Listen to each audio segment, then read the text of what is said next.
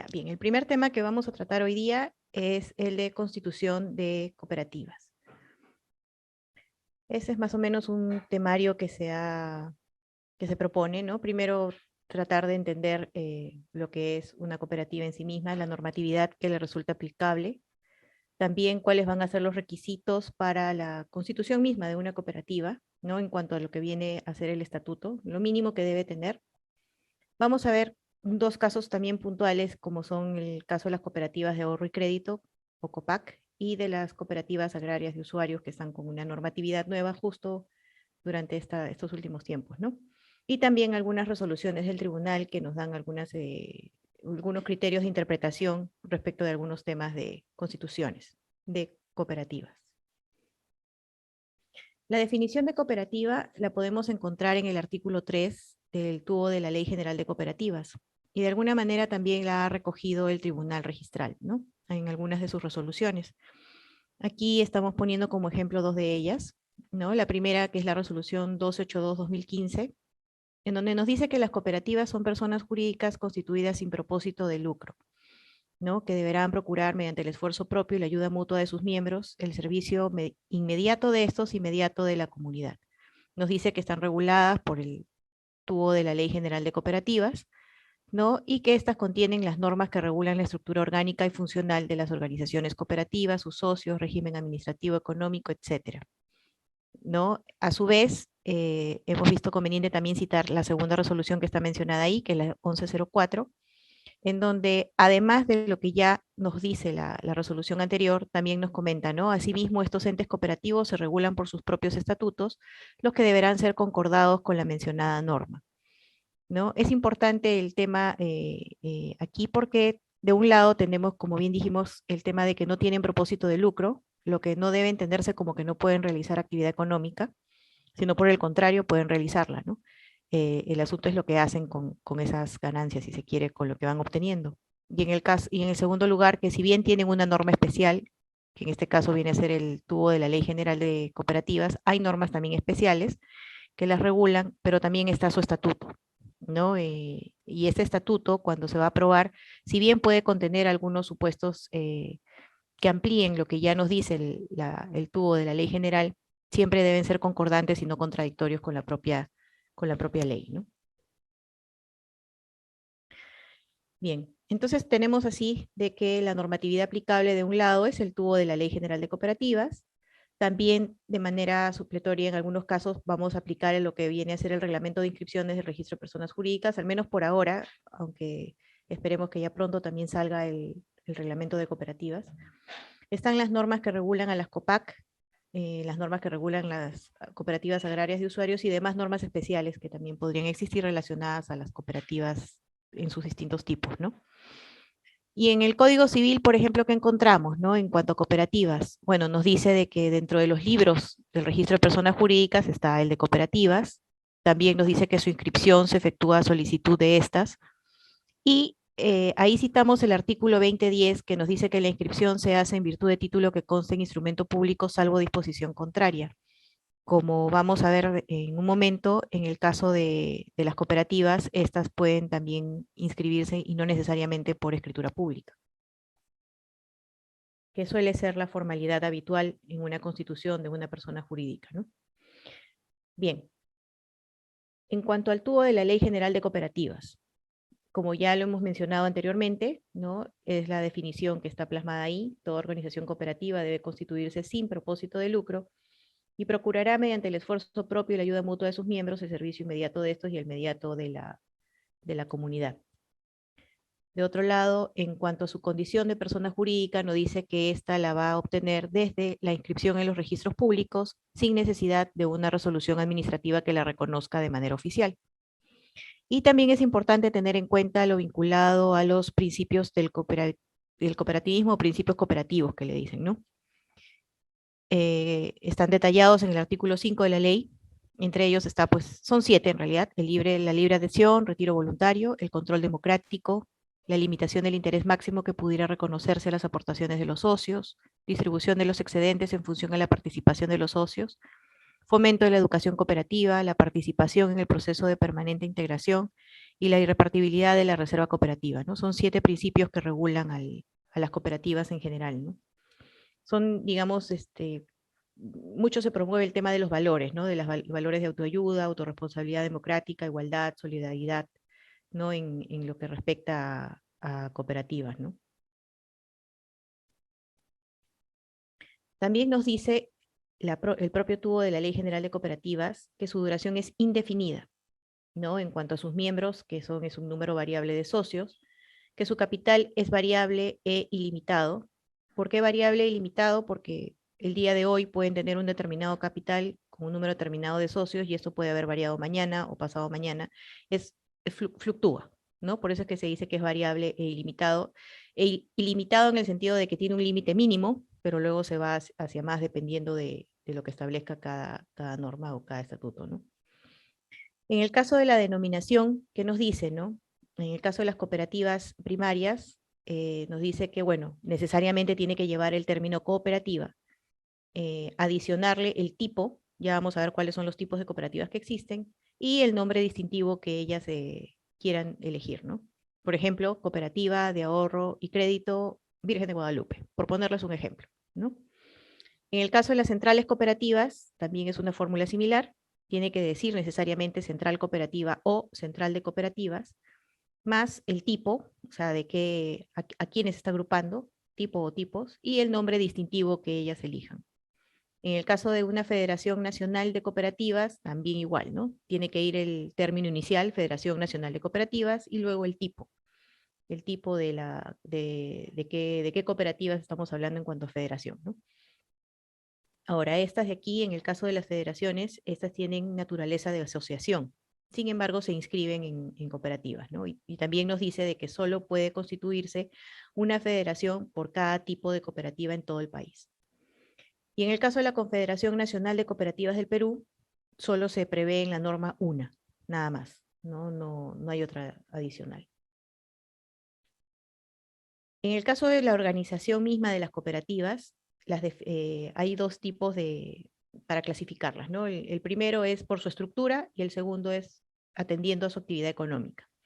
Atendiendo a su estructura puede ser de trabajadores o cooperativa de usuarios. Va a ser de trabajadores cuando la fuente del trabajo, para quienes son a su vez, son socios y trabajadores. En el caso de los usuarios, son una fuente de servicio para quienes sean o puedan ser sus usuarios. Y por su actividad económica, bueno, tenemos diversos tipos, ¿no? Algunas de ellas son cooperativas agrarias azucareras, de ahorro y crédito, de servicios múltiples, etcétera, ¿no? Los tipos de cooperativas las vamos a encontrar definidas en el artículo 7 de la norma que estamos citando. Ahora, en cuanto a su estatuto, porque cuando nosotros tengamos un título relacionado a las cooperativas, tenemos que verificar que el estatuto cumpla con lo que dispone la ley y demás normas que le resulten aplicables, ¿no? Lo que nos dice la ley general es que tiene que estar la denominación. La denominación tal cual ya la hemos visto antes, ¿no? Según se trata de una cooperativa primaria o de una cooperativa de grado superior. Luego también nos dice que se debe indicar el capital inicial de la cooperativa y la suma mínima que un socio debe pagar a cuenta de las aportaciones que suscribe, ¿no? En este caso de que debe indicarse el capital inicial, eh, cuando ya presenten la constitución para calificación a nivel registral, también la van a tener que acreditar. Normalmente se acredita a través de un voucher o constancia de depósito en una entidad bancaria, ¿no? Suele ser esa la forma de acreditación. También debe estar derechos y obligaciones de los socios o los asociados, el número máximo de miembros titulares y suplentes de los consejos y de los respectivos comités, como el de educación y electoral, determinar si podrán ser reelegidos, ¿no? Recordemos que en principio la norma nos dice de que no cabe la reelección inmediata, salvo que el estatuto así lo permita. Si, por ejemplo, nosotros tenemos en un estatuto que no nos dice nada, entonces vamos a aplicar la norma de que no habría reelección. En caso la cooperativa quisiera así admitir la reelección por un periodo inmediato, tendría que decirlo de manera expresa en su estatuto, ¿no? Tanto para los consejos como sus comités. Y esto va a ser relevante cada vez que se realicen las renovaciones anuales por tercios, ¿no? Y también otras disposiciones relacionadas a su funcionamiento, concordantes con la Ley General de Cooperativas y cualquier otra norma que las pudiera regular. Ahora, del reglamento de inscripciones del registro de personas jurídicas también podemos obtener algunos detalles, ¿no? El reglamento nos habla de que debe precisarse la duración, o al menos en el asiento tenemos que consignar la duración. Ese tema fue visto por el Tribunal Registral, ¿no? En la resolución está ahí, 1846-2014. Como vimos al inicio, dentro de alguna de las disposiciones que establece el tubo de la Ley General de Cooperativas, es que toda cooperativa es de duración indefinida. En este caso en particular, lo que se trataba era de que en el acto constitutivo, en el estatuto no se había consignado cuál era la duración de la persona jurídica. Y eso fue materia de observación. Entonces el tribunal dijo, en realidad no necesitan señalarlo, dado que el artículo 5 del tubo de la ley ya establece expresamente que toda cooperativa es indefinida. Entonces, aun cuando no lo hubieran consignado en su estatuto, ya la ley de alguna manera ya lo está contemplando y no es que pudieran ir en contra de eso. Si no está, entonces tendríamos que aplicar lo que dice la ley. Lo otro que también es importante es el domicilio, ¿no? Recordemos que conforme al artículo 37 del reglamento de inscripciones, debe estar consignado el distrito, la provincia y el departamento al que pertenece el domicilio correspondiente, ¿no? También los fines de la cooperativa, la fecha de inicio de actividades, ¿no? Aunque, bueno, ahí estábamos consignando que el artículo 12, numeral 3 de la Ley General de Cooperativas, dispone que solo podrá operar válidamente después de ser inscrita en el registro de personas jurídicas, ¿no? Y en el caso de las COPAC, también tienen que inscribirse en el Registro Nacional de las COPAC. También debe estar el tema de los órganos previstos, no previos, ahí hay un error, previstos en su estatuto, conformación, funciones, atribución, periodo de ejercicio. El periodo de ejercicio, en realidad, lo que interesa o va a interesar siempre es de que se permita la renovación anual por tercios, ¿no? ¿Esto qué quiere decir? De que cada año pueda variarse un número determinado de miembros, de tal manera que puedan ser estos renovados, ¿no? Y en caso de que no se hubieran regulado las funciones de todos los dirigentes, eso no lo podríamos observar. Por ejemplo, ¿no? En un estatuto normalmente se regulan las facultades de la Asamblea General, en este caso del Consejo de Administración, Consejo de Vigilancia, pero supongamos que entre los miembros del Consejo de Vigilancia hay un presidente, secretario, tesorero y vocales, ¿no? Pero el estatuto solo regula las facultades del presidente, o del presidente y tesorero y secretario, y de los demás ni los menciona, no tendría que ser materia de observación, porque no es obligatorio que lo hagan, ¿no? Y puede consignarse también normas relacionadas a convocatoria y quórum. De repente quieren alguna formalidad especial, eso ya dependerá de la cooperativa específicamente, ¿no? Ahora, si bien eso es a nivel general, de todas maneras conviene precisar algunos temas vinculados, como bien dijimos al inicio, relacionados a las cooperativas de ahorro y crédito y más adelante a las cooperativas agrarias, ¿no? En el caso de las cooperativas de ahorro y crédito, su norma aplicable va a ser la ley 30822, ¿no? Que modifica la 24ª disposición final y complementaria de la ley 26702, que refiere a cooperativas de ahorro y crédito que operan con sus socios y que no están autorizadas a captar recursos o operar con terceros, ¿no? Entonces, ahí que tenemos, ¿no? Que obligatoriamente van a tener que utilizar la denominación cooperativa de ahorro y crédito, o de lo contrario que consignen al menos COPAC, seguido del nombre distintivo que ellos quieran designar, y que no pueden utilizar otras denominaciones que generen confusión respecto a su naturaleza, ¿no? Claro, lo que se busca es que para los usuarios o para el tercero quede clarísimo que está frente a una cooperativa y que no está frente a otro tipo de persona jurídica. Igual, ¿no? En cuanto a sus directivos, acá sí también nos dice la misma fórmula, que solo pueden ser reelegidos para el periodo inmediato siguiente si el estatuto lo permite. Sin embargo, acá ya hay como una disposición adicional, ¿no? No cabe reelección indefinida. ¿Por qué? Porque en algunas ocasiones existió una problemática en relación con el tema de en cooperativas en general, que no sean COPAC. Eh, la norma dice, la norma del TUO, nos dice que pueden ser reelegidos por para el periodo siguiente si es que el estatuto lo permite. Entonces, ¿qué pasa si el estatuto nos dice que pueden ser reelegidos? Así, sin decir para el periodo siguiente. En principio, podríamos admitir eso. En realidad debemos entender como una limitación que si dicen que pueden ser reelegidos, según el TUO, solo podría ser reelegidos para un periodo más y no más. Eso de alguna manera siempre admitía algunos distintos, mejor dicho, así a que hayan distintos tipos de interpretación relacionados al tema, ¿no? Pero aquí en el caso de las COPAC ya es específico, ¿no? No cabe reelección indefinida. En otras palabras, en el estatuto se puede indicar de que cabe la reelección para el periodo inmediato siguiente. Es más, podrían decir que cabe la reelección, pero esta no va a poder ser indefinida. Solo podría ser para el periodo inmediato siguiente. Y también nos dice qué debemos entender por reelección inmediata. Por ejemplo, ¿no? En el caso de las cooperativas distintas a estas, si nos dice el estatuto de que pueden ser reelegidos para el periodo inmediato, una persona, salvo que su estatuto diga otra cosa, si una persona integró el consejo de administración, nada le impediría que después pueda integrar el comité de educación, o nada impediría que habiendo sido miembro del comité de educación después integre el consejo de vigilancia. Sin embargo, en el caso de las COPAC, aquí lo que dice es, ¿no? Habrá reelección inmediata cuando un director titular cesante de un consejo o comité postula de manera inmediata para ocupar un cargo de titular o suplente en el consejo de administración, consejo de vigilancia, consejo de educación o comité electoral.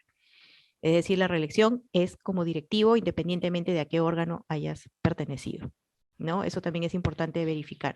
Claro, que en el caso de las COPAC, que ahorita lo vamos a ver, digamos, el lado positivo, si se quiere, es que esto ya viene con una aprobación de la Superintendencia de Banca y Seguros, ¿no? También debe estar en el estatuto, ¿no? Los derechos y obligaciones del presidente, vicepresidente y secretario, ¿no? Y también nos dice de que se debe mantener vigente mientras no se realice una nueva designación, siempre y cuando tengan mandato vigente. Las COPAC se regulan por un reglamento, que es el que está ahí, ¿no? La resolución SBS 480-2019, ¿no? Y nos dicen que hay dos inscripciones, ¿no? En primer lugar, tenemos una inscripción en el registro de personas jurídicas y otro en el registro nacional de cooperativas,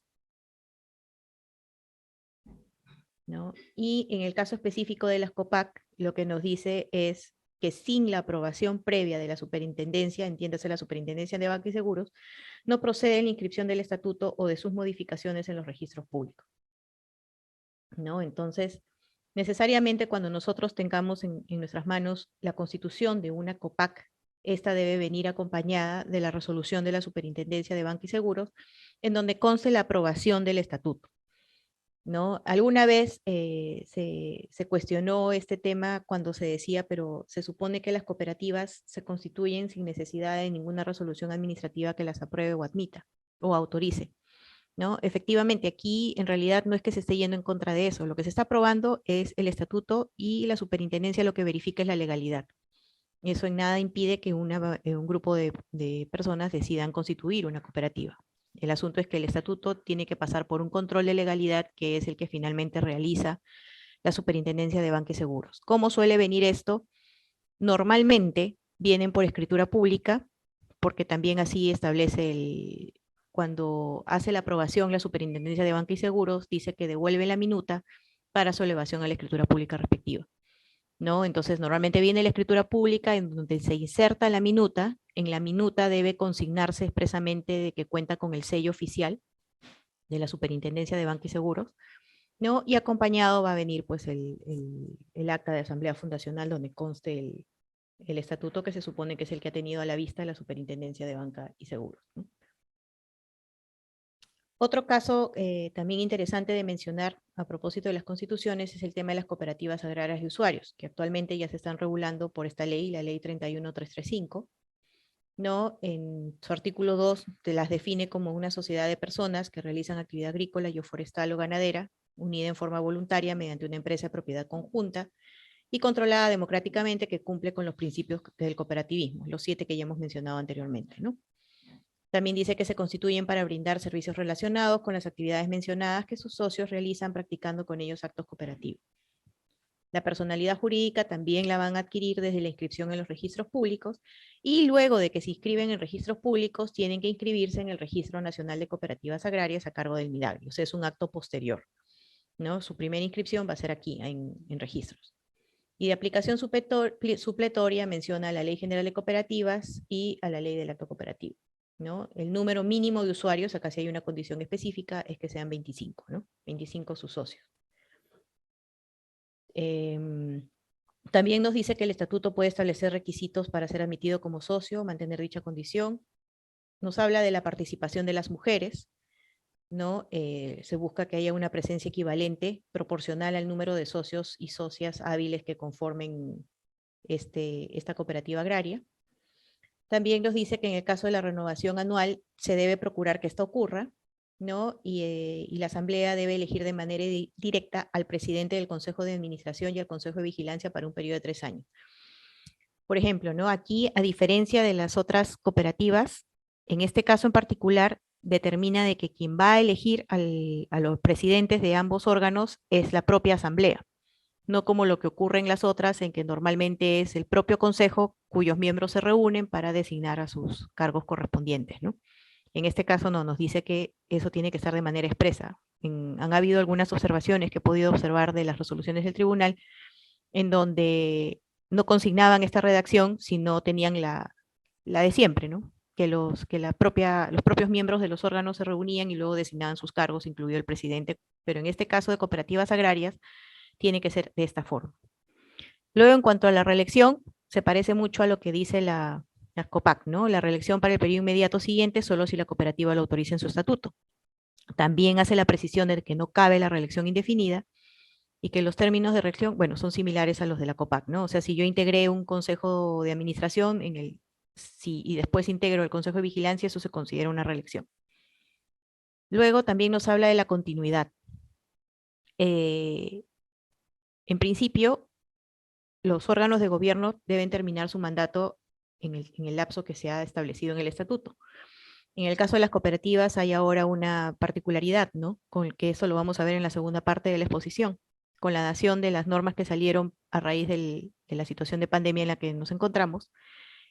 Una de ellas fue precisar a través de una ley de que les resultaba de aplicación lo dispuesto en la Ley General de Sociedades en lo que respecta pues, a la continuidad de funciones. O sea, si bien se deben renovar anualmente por tercios, pueden continuar en funciones, ¿no?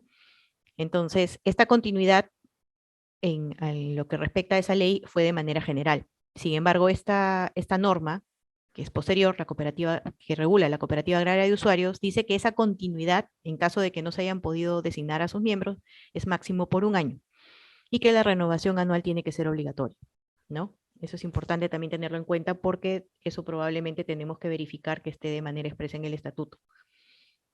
Ahora, ¿cuál es su reglamento? El reglamento de esta norma es la 23-2001 Midagri, ¿no? Que es la que se menciona ahí. Y bueno, aquí he visto por conveniente citar algunos casos relacionados a constitución de cooperativas que he podido advertir de la página del Tribunal Registral, ¿no? El primero es un caso de una cooperativa de ahorro y crédito, ¿no? Donde nos dice que no le corresponde al registro calificar la legalidad del contenido del estatuto de una COPAC, cuyo texto ya ha sido aprobado por la Superintendencia Adjunta de Cooperativas, ¿no? Porque, ¿qué es lo que venía ocurriendo? O sea, normalmente, está bien, ya venía la resolución de la superintendencia, pero a veces veíamos que podían faltar algunas cosas que estaban ahí, pues en el estatuto que estaba inserto en la escritura pública de una cooperativa, ¿no? Pero lo que era importante saber ahí era de que ya eso ya cuenta, o sea, el estatuto mismo ya cuenta con una resolución de aprobación. Es más, la misma norma nos habla de la legalidad, ¿no? Entonces, siendo eso así, ya el registro no podría calificar lo que ya de algún modo ya revisó en su momento y por atribución expresa de la norma, la superintendencia u otro ente administrativo en cualquier otro tipo de persona jurídica, ¿no? Entonces, ese es un caso específico, ¿no? Ahora, hay un caso, ahí también viene lo referente, el segundo caso es referente a la formalidad. La norma, no recuerdo si no lo, parece que no lo puse. En el caso de las cooperativas de ahorro y crédito, ellas tienen dos formas de presentar, mejor dicho, su documentación ante el registro. Una puede ser, siempre van a necesitar un acta de asamblea fundacional. Sin embargo, puede haber dos formalidades, o que se presenten por escritura pública o que se presente la copia certificada con la firma legalizada de los intervinientes en ella, ¿no? Esas son las dos formalidades que están previstas en la norma, en el tubo de la Ley General de Cooperativas. En este segundo caso, no es relacionado a esa formalidad, ¿no? ¿Qué nos dice esa resolución, la 282-2015? Ahí se está analizando un tema de modificación estatutaria, pero es importante resaltar ese punto que se está consignando, ¿no? Del tenor de los artículos en mención, en este caso los artículos que refieren a qué documento es el que se requiere para el estatuto, tenemos que la Ley General de Cooperativas ha establecido que para efectuar cualquier reforma podrá optarse alternativamente por otorgar escritura pública en la que conste inserta el acta de asamblea o en su caso documento privado con firmas certificadas, debiendo entenderse que cuando la norma hace referencia a documento privado, se trata de la copia certificada del acta de asamblea donde consten las firmas certificadas de los intervinientes, puesto que todos los acuerdos adoptados por este órgano deben constar en acta, ¿no? Entonces está de alguna manera reiterando cuál es la formalidad que se requiere, ¿no? Luego hay otro caso que es de cooperativas agrarias de la Constitución, que es ese, la 1104-2022, ¿no? Y acá, por ejemplo, se cuestionaba el tema de la denominación. Como habíamos visto, en el caso de las cooperativas, en el caso de las cooperativas agrarias decía que necesariamente tiene que tener el término cooperativa agraria, ¿no? Y luego venía el tipo, o mejor dicho, la denominación que ellos querían adoptar.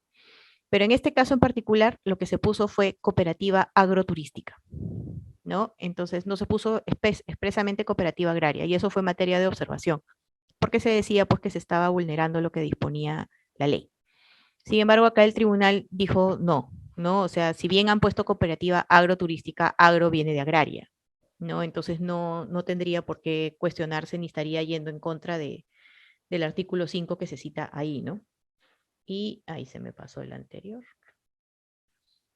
Otro tema que también se cuestionó en esa resolución era el hecho que le atribuía el estatuto la facultad al Consejo de Administración para que pueda elegir a su presidente, en el caso que mencionábamos antes, ¿no? Entonces ahí el tribunal, por ejemplo, sí confirmó. El tribunal dijo, en este caso en particular, la norma que regula a las cooperativas agrarias sí establece de manera expresa que quien designa a su presidente es la Asamblea General. Entonces, no podría el estatuto establecer algo diferente, ¿no? También se cuestionaba el hecho de que el estatuto permita la reelección sin indicar que solo era para el periodo inmediato conforme la norma indica, pero en este caso la norma es expresa al decir no cabe la reelección indefinida. Entonces, y como sí está admitiendo la reelección, esto tenemos pues que al momento de la calificación contrastarlo con lo que dice la ley, ¿no? Y en tanto la ley dice no cabe reelección indefinida y sí cabe reelección en tanto el estatuto lo permita por un periodo más, debe entenderse que es para un periodo más, ¿no? Esto es más o menos lo que quería tratar con ustedes, que era lo referente a constitución de cooperativas. Estimados, si desean pueden hacer sus preguntas, de repente alzando la mano. Doctora, Víctor Rasli nos pregunta, ¿la resolución de SDS no sería solo para efectos del sistema financiero en su calificación de legalidad? Bien, en el caso de la resolución de superintendencia, la norma expresamente nos dice dos cosas, ¿no? De un lado, que para la inscripción registral se requiere que cuente con la autorización de la SBS y de otro lado nos dice que es la superintendencia la que verifica la legalidad del estatuto, ¿no? Entonces, en ese caso, nosotros ya no podríamos entrar a tallar en calificar lo que ya la superintendencia verificó. Ojo que la norma nos habla de manera expresa en su totalidad. Tengo la norma, pero la norma sí es expresa, ¿no? O sea, cuando se refiere al tema del control de la legalidad, refiere al estatuto en general, todo. Ahora, sí les cuento una experiencia, ¿no? A propósito de la pregunta que nos realiza nuestro compañero, ¿no? Yo sí tuve un caso en el que la cooperativa, yo no entré a la calificación de todo el estatuto de la cooperativa. Sin embargo, lo que sí realicé, porque desde mi punto de vista creo que esta parte sí es competencia nuestra, era el tema de la denominación, ¿no? Entonces, vi que había una denominación similar, idéntica en realidad, a la que estaban aprobando. Entonces, bueno, como en este caso lo que yo estaba viendo era una modificación y no habían adjuntado las constancias de convocatoria y de quórum, em, también de paso les dije, bueno, respecto de este punto, ya existe una cooperativa e incluso estaba no estaba en Lima. Se les dejó ahí los datos de la partida y todo lo demás. En ese caso en particular, la cooperativa sí cambió su denominación y la superintendencia lo aprobó. La superintendencia de Banca y Seguros lo aprobó. Y creo que en este caso sí era importante porque imagínense, ¿no? Se estaba publicitando una cooperativa que podía confundirse con otra y no creo que a ellos también les hubiera convenido, ¿no?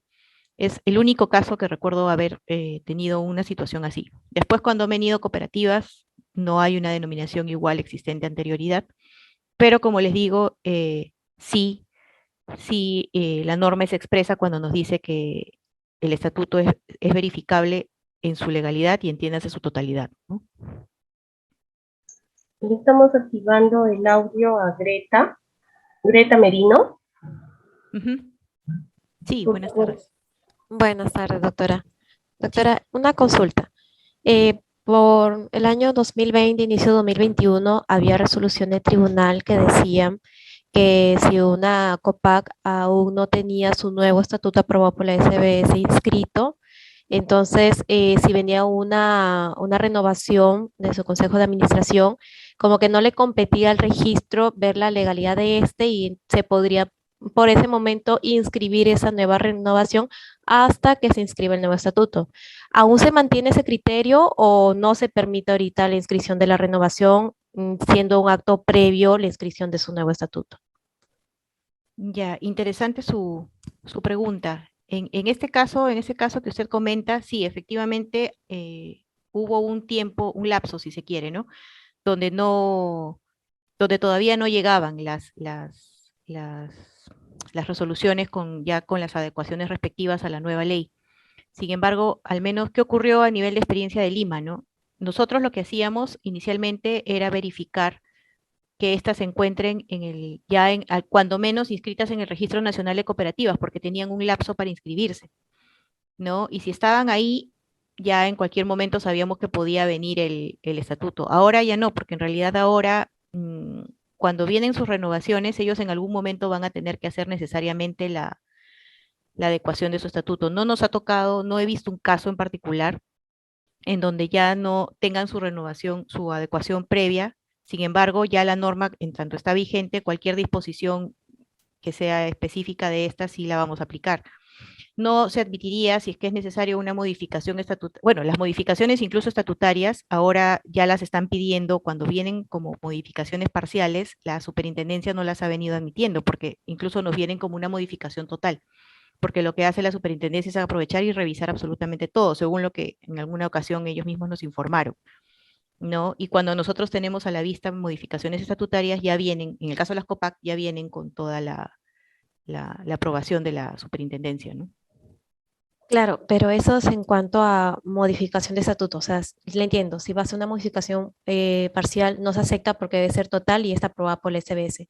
Pero como le comento, ¿qué pasa en el caso de que todavía no está inscrito el nuevo estatuto y quieren renovar su nuevo consejo de administración? Y claro, ya se ha verificado en el portal y si está inscrita, entonces se está en esa espera de su nuevo estatuto, pero no se ha presentado todavía y más bien hay un título vigente en que se están solicitando la renovación.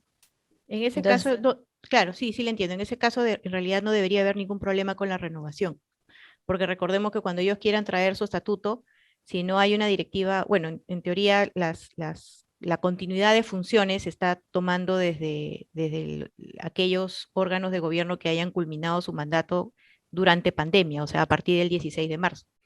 Pero si tenemos un consejo de administración que venció en el 2018 y ahora van a querer hacer su adecuación de estatutos, no podrían presentar nada porque todavía no hay una vigencia. Primero tendrían que acreditar esa renovación. O sea, yo creo que en esos casos, y sí me parece haber visto resoluciones del tribunal al respecto, que sí se estaría admitiendo el tema de la renovación anual, ¿no? Para que ellos sigan todavía presentando eso. Recordemos que la modificación al final va a surtir efectos cuando se inscriba en registros públicos, ¿no? Mientras esta no se inscriba, no surte efectos. Es igual que el acto constitutivo, ¿no? El acto constitutivo va a surtir efectos desde que se inscribe en registros públicos, con la salvedad de que en el caso de las COPAC para su funcionamiento requiere escribirse en el Registro Nacional de Cooperativas, ¿no? gracias, doctora. Ujú. Doctora Glenny Díaz dice, ¿desde cuándo surte efectos la modificación de estatutos de una cooperativa? Ya, sí, es justo lo que acabo de contestar, surte efectos desde su inscripción registral. Ok, está Víctor Andrés que dice, ¿Qué otros casos de resoluciones administrativas son necesarias para constitución o cambios de directiva? Lo que se me viene ahorita a la mente es el caso de las federaciones deportivas, ¿no? Las federaciones deportivas no se pueden inscribir ni en cuanto a su modificación estatutaria ni en cuanto a la variación de sus directivas, en tanto no tengan previamente inscrita, en tanto no se encuentren aprobadas o inscritas por resolución del Consejo Directivo del IPD, porque una vez que se inscriben acá, ya después en registros, luego se van al RENADE, ¿no?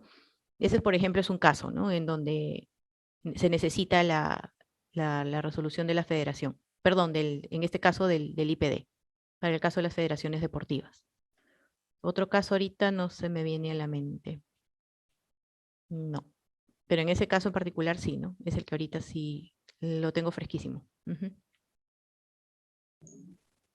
Ruth Mary Paredes nos dice, respecto a la vigencia del nombramiento de la Junta Directiva de las cooperativas, ¿estas vencen al año o estas se extienden hasta el nombramiento de una nueva Junta Directiva?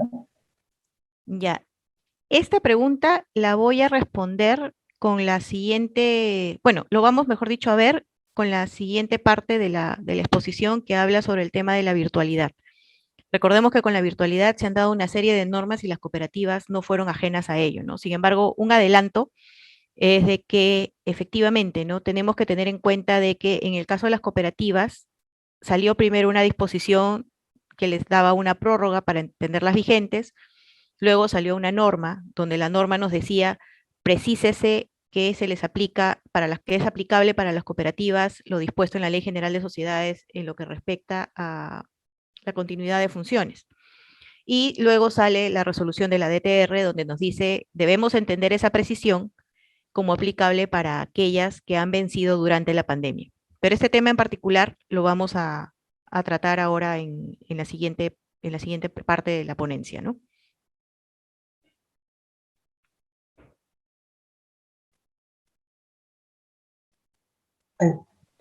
Yuri Covarrubias nos dice, ¿qué otro u otros actos requiere aprobación por parte de la SBS? A ver, en principio es el tema relacionado al estatuto y sus modificatorias. Me parece que en los casos de disolución, me parece que hay un tema también ahí que regula lo de la intervención de la SBS dependiendo del nivel de la cooperativa, ¿no? Pero bueno, ahorita en principio es en el caso de estatuto para la Constitución y cualquier modificatoria de esta, ¿no?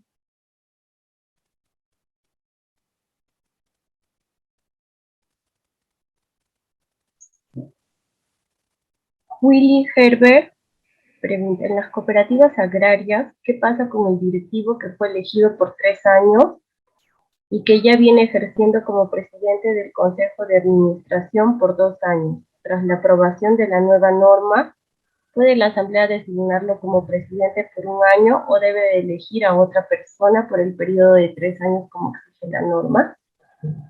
A ver, aunque esto está relacionado al tema más de reelección que de constitución, pero a ver, el artículo 12 de la ley nos dice, los directivos pueden ser reelegidos para el periodo inmediato siguiente únicamente en el caso que el estatuto lo autorice. No procede reelección indefinida.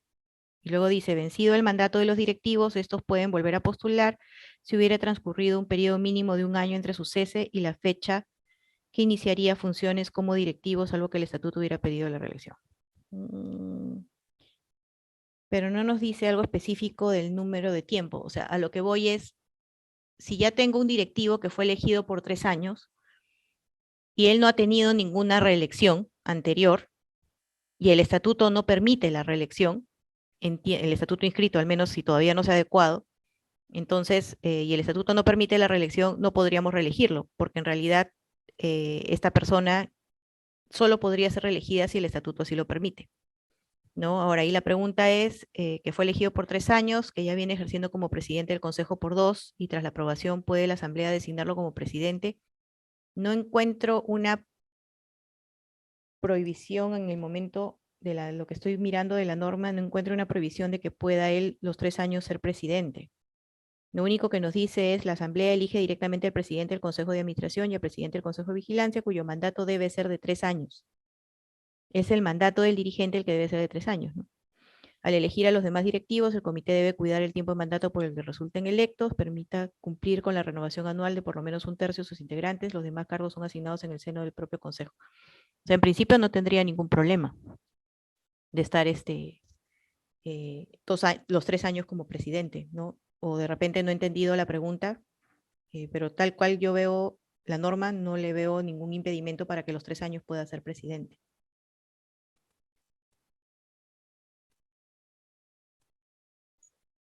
De pregunta de Frank Ruiz. En el caso de cooperativas agrarias reguladas con los derogados decretos, ingresa el registro la solicitud de renovación de su consejo de administración. Resulta indispensable que previamente se adecue su estatuto a la ley número 31-33-5 según su segunda disposición complementaria transitoria. Claro, se supone que tienen que adecuarse, pero si no lo han hecho, no, la norma no establece de que si no se adecúan ya no pueden funcionar. No nos dice nada sobre ese tema. O sea, no hay un castigo, si se quiere, ¿no? Entonces, nos dice, las cooperativas que realicen actividad agraria cuentan con un plazo de 120 días calendario para adecuar su estatuto. Entonces, si de repente por ahora nos está llegando una renovación, ya esta tendríamos que verificarla a la luz de las nuevas normas, ¿no? Por ejemplo, por poner un ejemplo, el caso del presidente, que ya no lo podría elegir el Consejo de Administración, lo tiene que hacer la Asamblea, ¿no? O sea, y cualquier otra disposición va a primar lo que dice la ley. La ley entra en vigencia desde el día siguiente de su promulgación. Entonces, todo lo que diga la ley que se contradiga con lo que no está adecuado ya tendría que aplicarse, ¿no? Es algo parecido a lo que ocurrió con el caso de las COPAC, ¿no? Que hacíamos con las renovaciones y todavía no se habían adecuado, ¿no? Algo así.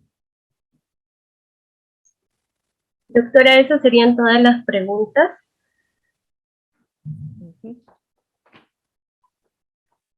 Ya, entonces, bueno, ese es el primer tema, que era constitución de cooperativas.